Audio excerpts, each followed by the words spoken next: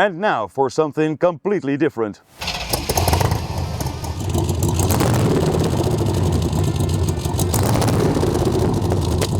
Is this more than just another American muscle car? The 1967 Corvette 427 Sting Ray. So welcome to another video here at Back to Classics. And today is all about the 1967 Corvette Sting Ray C2 with a 427 cubic inch V8. What could possibly go wrong, you might ask? Well, first impressions is that this car really is a handful. It is hugely powerful, but that said, it is also quite docile. You can ride it with, well, quite low speeds. Of course, the car is juddering a little bit with that 7-liter V8 in the front, but I must say, I'm quite impressed with the comfort, actually. Let's warm it through a little bit. Like I said, the sitting position is quite comfortable, and once you're up to speed, it's quite nice to be behind this huge steering wheel. Steering wheel that prevents getting in and out to be easy, but that's all part of the experience, I guess. What a thing. Immediately, you know you're underway with something very, very special. Something that you'll also notice by other users of the road that will look with you with the jaws on the floor. This is a very nice experience.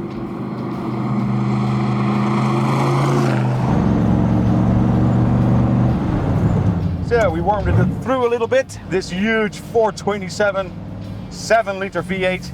It makes it you're underway with an engine, a huge one, and it's always present in the noise, in the vibrations. That is a large part of the experience of driving the C2 Corvette.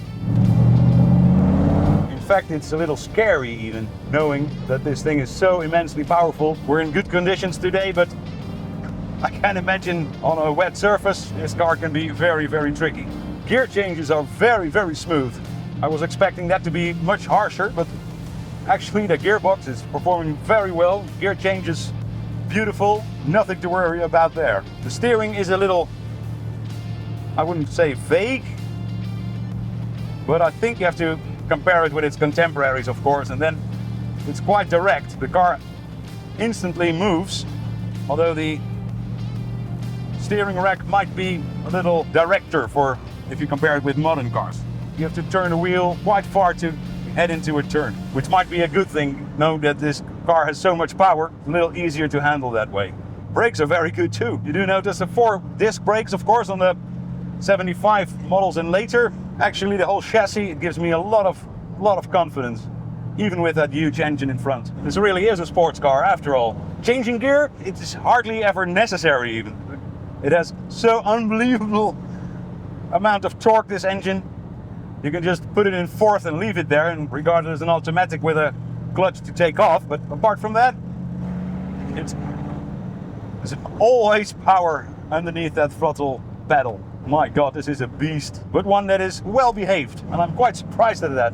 I was speaking about the pedals, and that is something you have to get used to, because that throttle pedal is much deeper into the car than the clutch and brake pedal, which makes heel and toe absolutely impossible in this car, but I guess that's all part of it.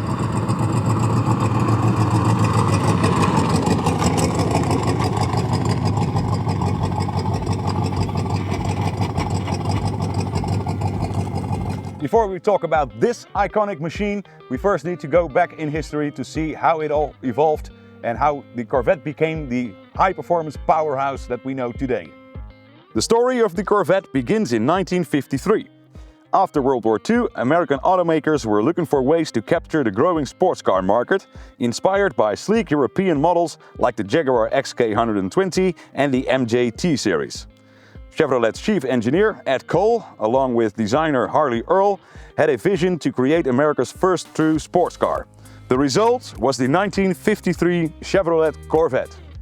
The first Corvettes were all hand-built in Flint, Michigan, but there was a catch. Despite its sporty appearance, the early Corvette was underpowered. It had a 150 horsepower inline-six engine known as the Blue Flame and was only available with a 2-speed automatic transmission. The engine could trace its roots back to 1929 and was not suitable for a true sports car, leaving drivers a bit underwhelmed. So Chevrolet had to up their game in order to compete with the European rivals. That was the moment when the car started to live up to its potential. By 1956, the Corvette was starting to carve out its own place in the automotive landscape, especially with improvements in performance and handling. But it may have been a stylish roadster, not a serious contender as a sports car still. A complete redesign was needed to transform the Corvette into a true sports car.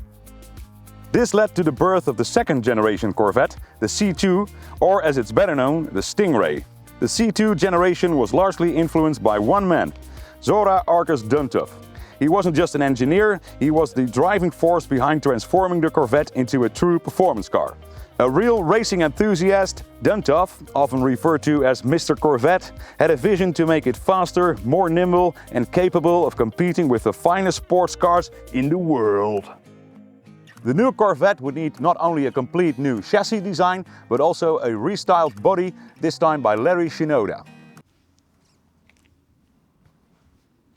Duntov had been aiming at a new, lightweight chassis for a long time already.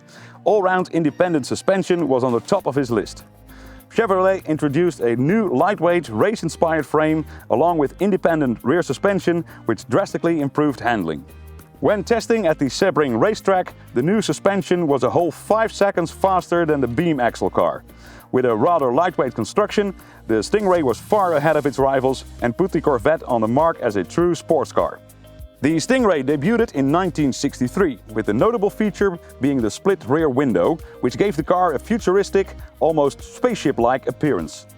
All 1963 cars had a 327 cubic inch engine, which made 250 horsepower as standard, with optional variants that made 300 horsepower, 340 horsepower and even 360 horsepower with the Rochester fuel injection. On a technical level, the new Corvette Stingray could be compared with contemporaries as the Jaguar E-Type, Mercedes-Benz 300 SL Gullwing or even the Ferrari 275, while the sales price was nowhere near its European rivals. A top-spec 360 horsepower Stingray sold for $4,500 compared to a hefty $7,500 for a Ferrari 275 GTB. Over the next few years, Chevrolet continued to fine-tune the C2. By 1965, they introduced the first big block engine for the Corvette, a 396 cubic inch V8 powering 425 horsepower. Disc brakes on all four wheels were also introduced in 1965. And that brings us to the 1967 Corvette, the final year of the C2 generation. By this time, the Corvette had shed its original appearance coming from the C1 as a cruiser and fully embraced its role as a performance monster. Oh wait, it says hood release, not bonnet release. Must be an American car. But what really set the 1967 Corvette apart was the introduction of the 427 V8. Buyers could choose from two 327 variants producing 300 or 350 horsepower. Or there were three variants of the 427, with the L36 offering 390 horsepower, the L68 packing 400 horsepower, and the legendary L71 producing a jaw-dropping 435 horsepower. These were some of the most powerful engines you could get in a production car at the time. Chevrolet removed some of the flashy details from the earlier C2 models, like the hood vents and trim, making the 67 model year cleaner, sharper and more aggressive.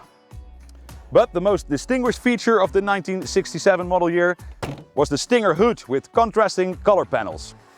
That hood scoop, it gave the 67 a menacing look that matched its performance. And speaking of performance, the C2 was not just fast in a straight line, it could also handle. Thanks to the independent rear suspension and balanced weight distribution, the Corvette was one of the best handling cars of its time. The L71 model could hit 0 to 60 in just over 5 seconds and had a quarter-mile time of around 13 seconds. Those numbers were jaw-dropping in the late 1960s. The Corvette Stingray was more than just a car, it was a cultural icon. By this point, the Corvette was a symbol of American ingenuity, style and performance. It captured the hearts of car lovers and casual drivers alike. Whether it was seen on the streets, featured in movies or displayed at car shows, the Corvette stood out. It represented the best of what American automotive industry could offer. The Corvette C2 is far more than just another muscle car. It's a matter of definition, but that term muscle car is often loosely used to describe any American car with a big V8 in the front.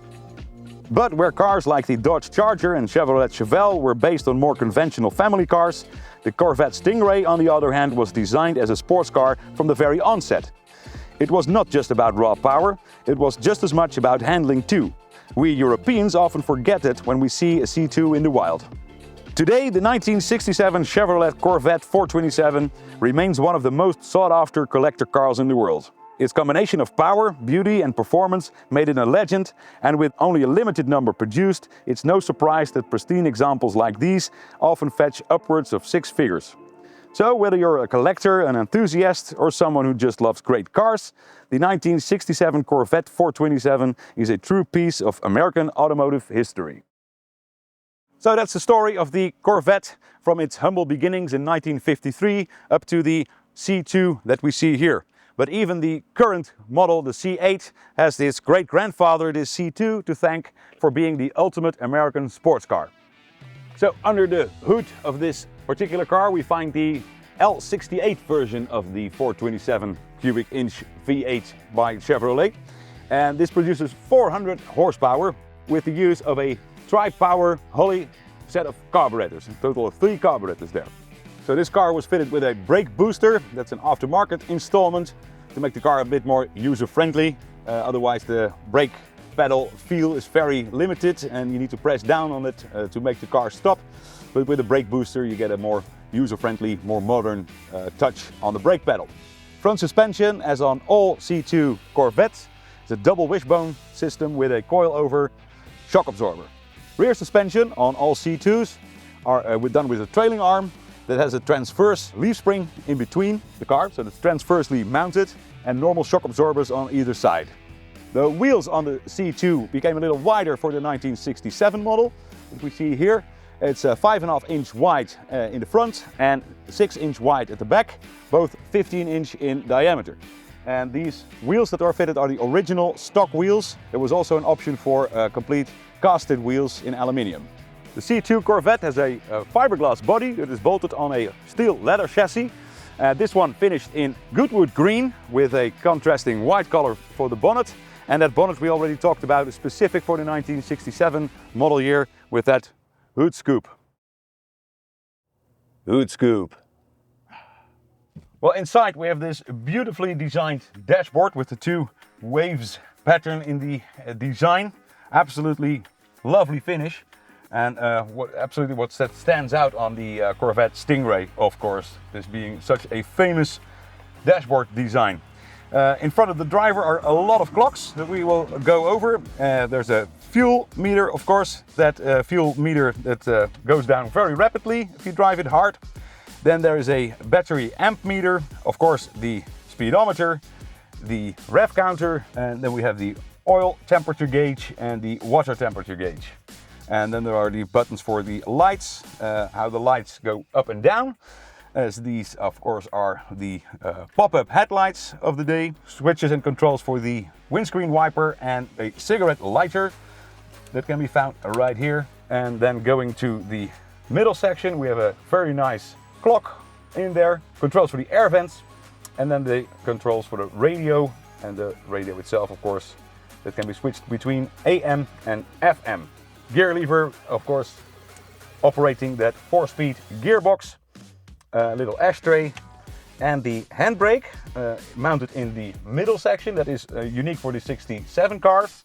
All others have the handbrake with a lever underneath the dashboard. Safety was becoming an issue in the late 1960s, and this car has been fitted with seat belts from the factory. Reminds me a little bit of an airplane when you're on board, but it is retractable on the left side.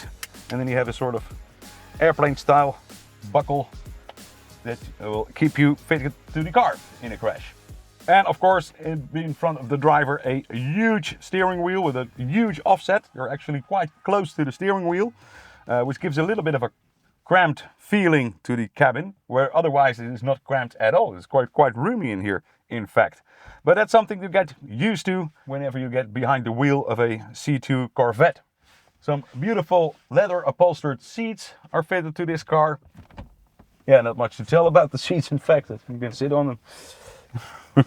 And on the passenger side we have a very nice and large glove box that you can find here with a nice and original sticker about the tire pressure.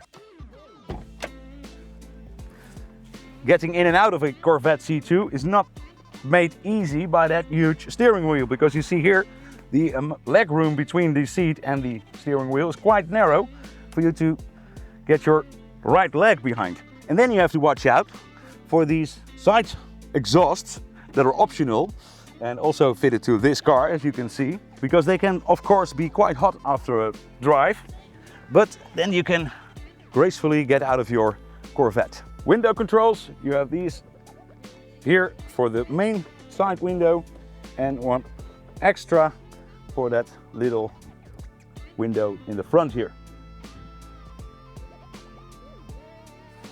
And then we have the luggage compartment behind the two seats. Obviously here in the back, nicely upholstered with carpet for your luggage to be transported with you. One of the unique features of the Corvette Sting Ray must be this lovely designed fuel filler cap. I mean, look at this, how well this is made, beautifully constructed. And this gives you access to that fuel tank, which you will be needing a lot. Hello?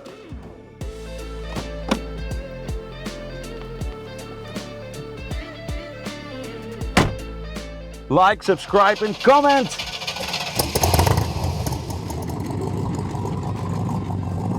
Maneuvering the car, not the easiest. No power steering. Yeah, here we go.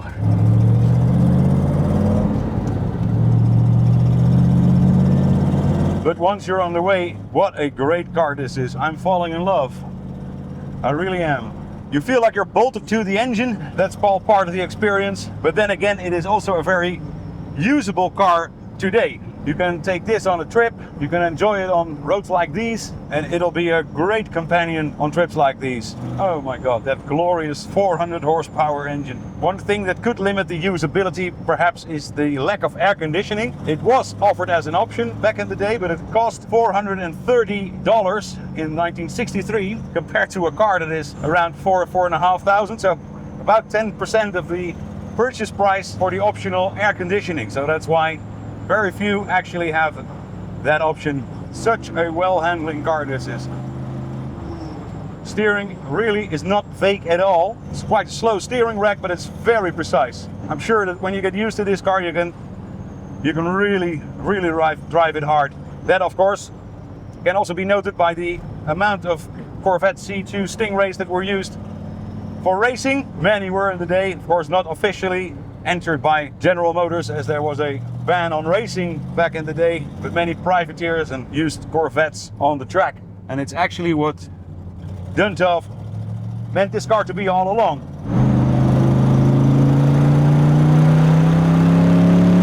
Oh, this is fast. Can you hold the camera? So there you have it. Even after all these years, this car is still faster than the cameraman.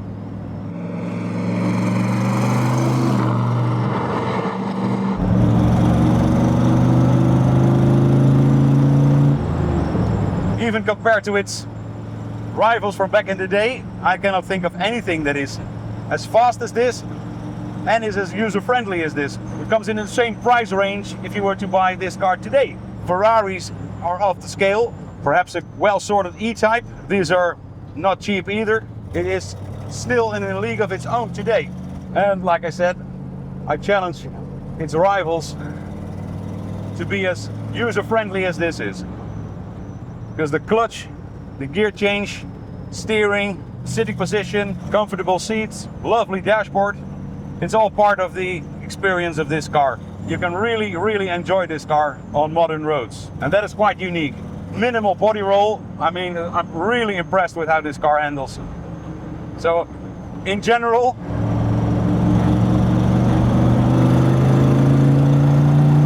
does it get any better than this?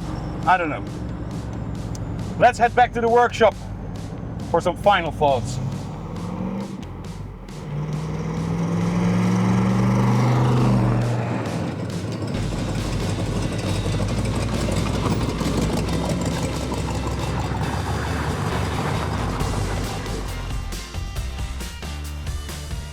My God, what a great car this is.